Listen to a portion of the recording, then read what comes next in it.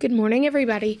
I wanted to take some time this morning to show you some things that your child can do to help them break apart two-syllable words. It's what we've been working on in class, and our current curriculum actually uses compound words to start introducing them to two-syllable words. It's not how I've done it in the past, but it seems to be doing just fine, so we're going to look at that today.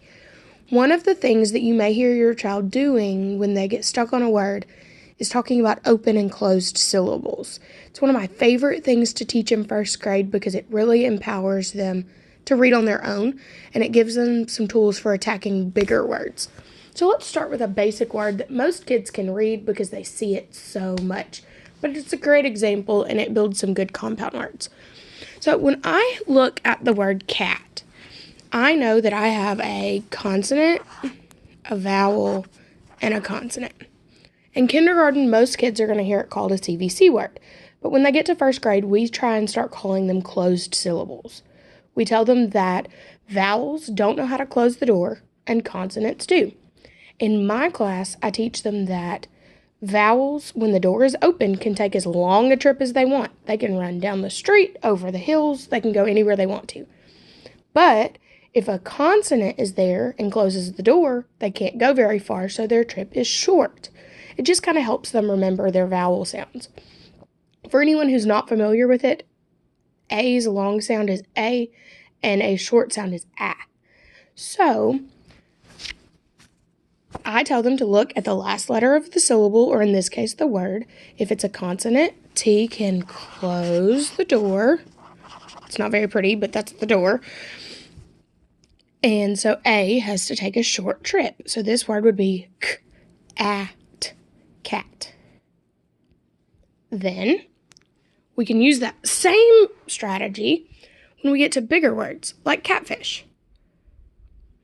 One of the things that eventually your child will be able to do is to divide syllables.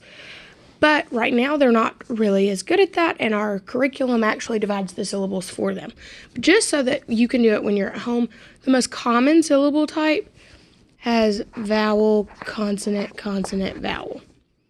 And in a typical situation, you divide between the consonants. So we have two talking vowels in this word. For those of you who don't know, every syllable has to have a talking vowel. So that's really what you're looking for to count syllables in a word. So here we have a closed syllable because it ends in a consonant. On this side, we also have a closed syllable because it ends in a consonant digraph. SH counts as one because it makes one sound. So both of these vowels take a short trip, and they are closed syllables. For another example, we have a talking vowel A and a talking vowel I. Two consonants, so we're more than likely going to divide in the middle. Not every word divides in the middle. Sometimes you got to kind of try it in several different places. This syllable ends in a consonant, so our A is going to make its short sound, A.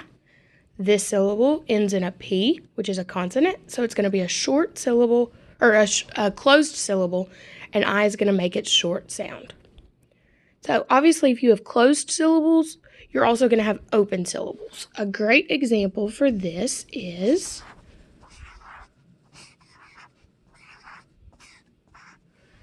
this word. Obviously, when a kid comes to it, they're not going to be able to tell you that the word robot is a great example because they can't read it yet. So we look for talking vowels.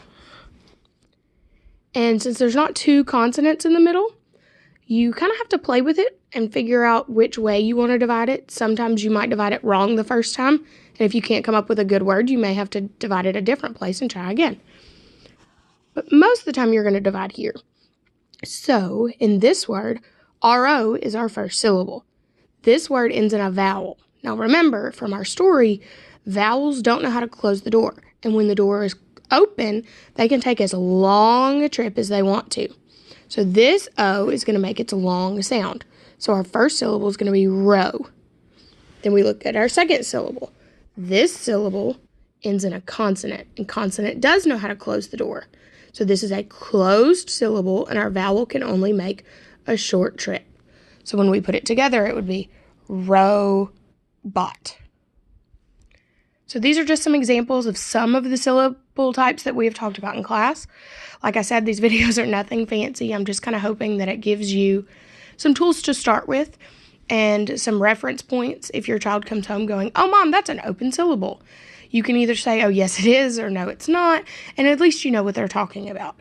If there's anything here that's unclear, let me know. I would love to help you further understand, and I'll make some other videos later with some other examples. This is a great reference point and a starting point. Thank you.